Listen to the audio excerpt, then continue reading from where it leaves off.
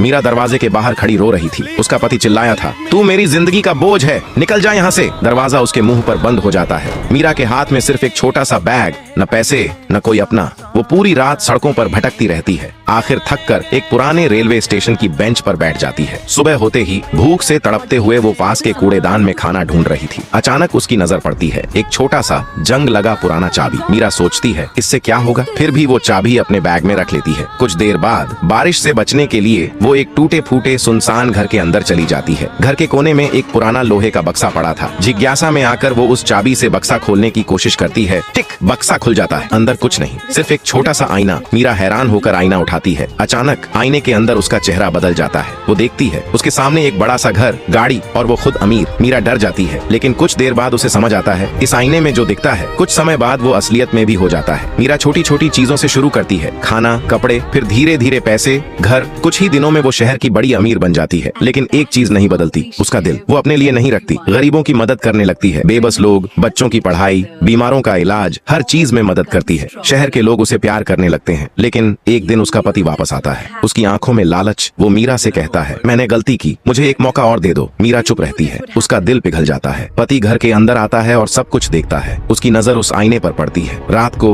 वो चुपके से आईना उठा लेता है और अपने चेहरे की तरफ देखकर कहता है, मैं इस शहर का सबसे अमीर और ताकतवर आदमी बनूंगा। अचानक आईना काला हो जाता है। अगली सुबह सब कुछ बदल जाता है। घर टूटने लगता है, पैसे गायब, सब खत्म।